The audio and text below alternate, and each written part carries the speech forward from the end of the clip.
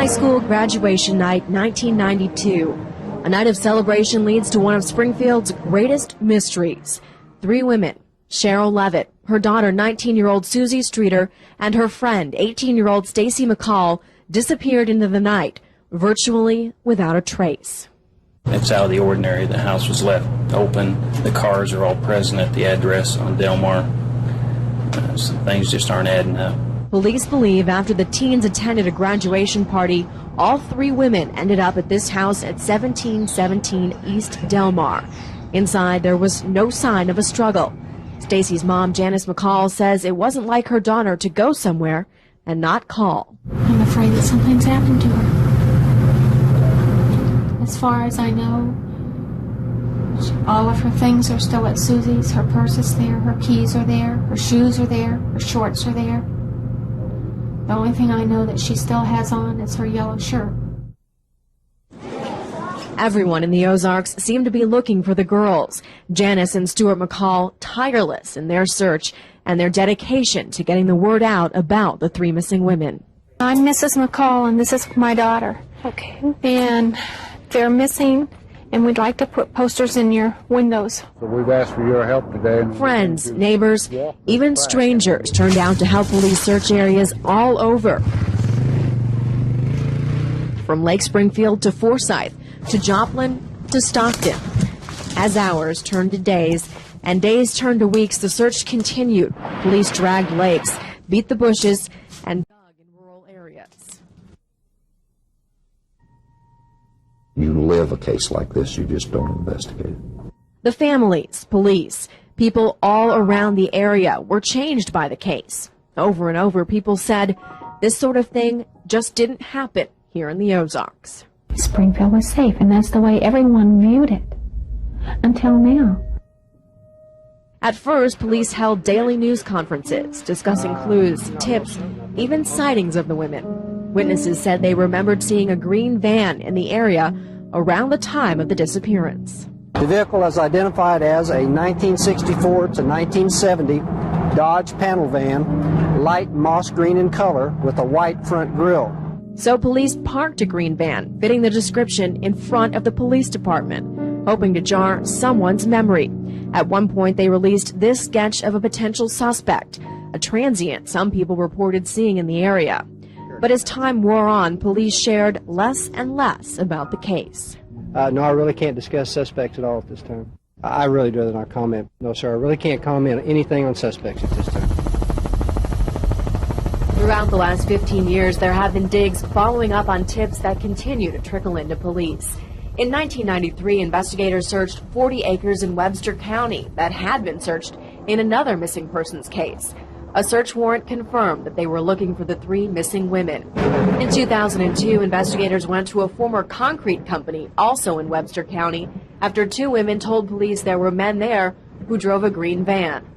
Cadaver dogs were brought in and hit on 3 spots. Bones were recovered, but after testing turned out to be far too old to belong to the women. In April 2003, tips led investigators to farmland south of Cassville. Using backhoes, they dug huge holes, but only managed to find 2 pieces of possible evidence, one possible human blood, and the other a section of a green vehicle, perhaps like the green van witnesses say they saw back in 1992. Investigators sent the blood evidence to a specialized lab, but after extensive testing, results were inconclusive. People in Springfield still wonder where the missing women could be, but there is also the question of who took them. In 1996, KY3 investigative reporter Dennis Graves traveled to a Texas prison to interview Robert Craig Cox. Cox, once convicted of murdering a woman in Florida, had been in Springfield at the time of the disappearance and had been questioned by police. Cox claims he was home alone, in bed that night. Graves extensively interviewed Cox, hoping for a clue. Cox eventually shared his theory on the case. I know that they're dead. I'll say that. I know that. That's not a theory. Yeah, but I know that I just know that they're dead. That's not my theory. I just know that. There's no doubt about that. That this gentleman would open up to the same extent with a bunch of police investigators that he did with Mr. Graves. Graves' interview was subpoenaed by authorities and presented before a grand jury called on the case in 1996. That grand jury never handed down any charges. I told, people, mornings are worse for me. What number? They're much worse. They're, some people, at night it's bad because you go to bed and you start to lay down and you cry. In the morning you get up and you think, it's another day. That's a lot of days for my baby to be gone. You lay down and you hear a car drive down the street, so you think, oh, that might be her. So you jump up and look out, or you think, gosh, what's she doing right now? Has she eaten? So when you try to eat something and it gets stuck in your throat, it didn't go very far. Janice and Stuart McCall can't sleep or eat. Today was one of waiting by the phone, going to the police station, and this afternoon putting up posters around town, hoping that something will break the vacuum of not knowing.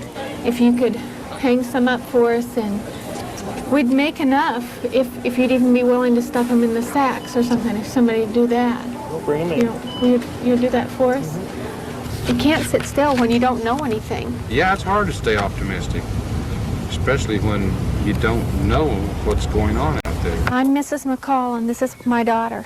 Okay. And they're missing, and we'd like to put posters in your windows, on your doors. Okay. I feel like I'm in a bad dream. I want to pinch myself and wake myself up, but I'm not asleep. I saw her graduate Saturday night. We were there, and now she's gone. We don't know where. Tonight, 25 years and no answers. On June 7th, 1992, 3 Springfield women went missing, and it's become one of the most infamous missing persons cases in the city's history. Tonight, people gathered to remember Stacy McCall, Sherrill Levitt, and Susie Streeter. KSPR's Rachel DeBroven is live in Phelps Grove Park to show us how loved ones are keeping hope alive. Rachel?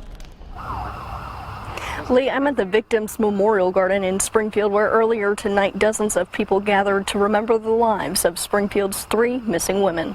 The gathering was a trip back to 1992, the year the women went missing. And the party's on. Stacy's mom, Janice McCall, encouraged people to dance. She wanted it to be a happy event. I've known Janice since the day that Stacy disappeared. People like Jeanette Willis came out to share memories and show support for the families. I just felt a love for that family before this even happened. Stacy. Stacy's father told the crowd that Stacy McCall, Sherrill Levitt, and Suzanne Streeter are missing, but not gone. We can't say they're gone. So think of it that way. They're alive either here or there. After the sunset, Stacy's family members lit 3 Japanese lanterns and let them float into the sky, one for each of the missing women.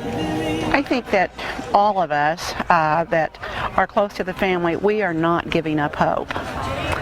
As Stu said earlier this evening, she's in our hearts forever. She's here. She's here with us, and she'll always remain in our hearts. We do hope that someday someone will come forward that knows something to let this family know where her daughter is at this point.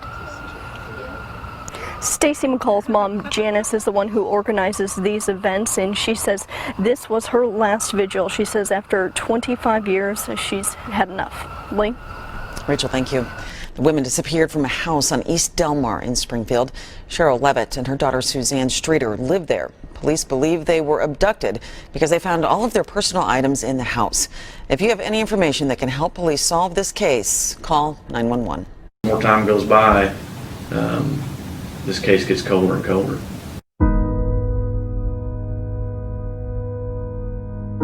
As I recall, at some point that Monday, June 8th, I remember going into the prosecutor's office, and the prosecutor at the time was Tom Mountjoy, and we were informed by the police, I don't remember if it's David Asher, someone informed us that they had gotten a report the evening before that there were 3 missing women from a home just off Glenstone. Here you have the idea that you can be in your own home, minding your own business, getting ready to go to bed, and somehow someone takes you and 2 other people out of your house and you disappear and no one has a clue where they've gone, who took them, what happened. And so that made a big impression on the community at the time, and it still has. Well, I think in the beginning there was optimism on some of the initial leads, but then as time went on and leads were exhausted or came to a dead end, I think especially after that first year it started to settle in that this is going to be a long-term thing. And then of course it turned out, here we are 25 years later and we still don't have a resolution. I have judges and lawyers, when they find out who I am, ask me, what's the inside scoop? They think I have an inside scoop on who did it, and I have to tell them, I don't know. Nobody knows. No one has an inside scoop. I think we all, in our own minds, some of us have thoughts about this person may have done it, won't be able to prove it, but they had a good motive. But in terms of having any real solid indicator, no. And I think that's still what disturbs people. But if a person's out there and they've heard something, it may be repetitive, but if they haven't talked to us or contacted us, go ahead and call us and give us a tip. If it's repetitive, we'll write it down, we file all our tips and everything. And it may be something we've never heard before. I remain committed and haven't forgotten. But like I say now, being a person of faith, I pray that this case, along with some others, would be resolved for the family's sake, for her sake. Somebody out there knows something that has not come forward with a piece of information to put this thing together. And we wish they would come forward because it's awful to lose a child for those families, but to lose a child and not know where they're at or not know what's happened, it's tragic. We're going to solve it. I don't know when, but and it may not be during our time left here, but we're going to solve it. Each of these sheets represents a citizen call to the police department. These calls came in just today.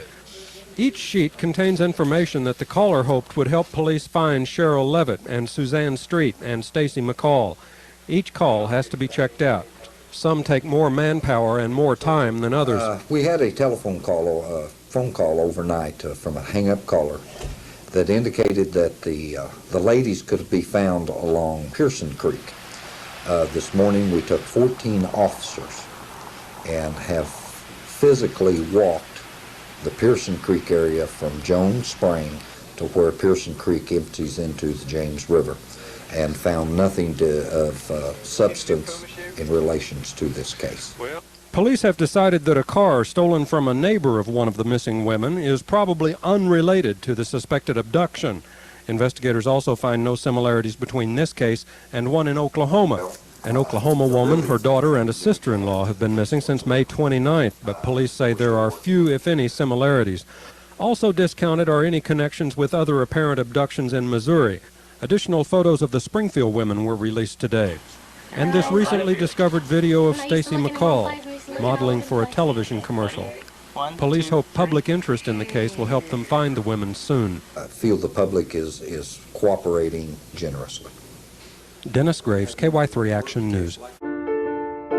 I'd love them to say that they were taken and that they were sold in white slavery and they're in Europe somewhere or in, Asia, and that we could say, okay, we can get them back. That'd be fantastic. But I also know that there's a better chance for somebody to say they're buried in this place. And if they are, I would like to put all three of them to rest. What she hasn't got to do was go through weddings with her sisters and go through, having new nieces and nephews. I don't have enough granddaughters. I have 3 grandsons, but I don't have all the granddaughters. And, Stacy would be such a fantastic aunt. She would go all of the sporting events and different things. She would be there no matter what.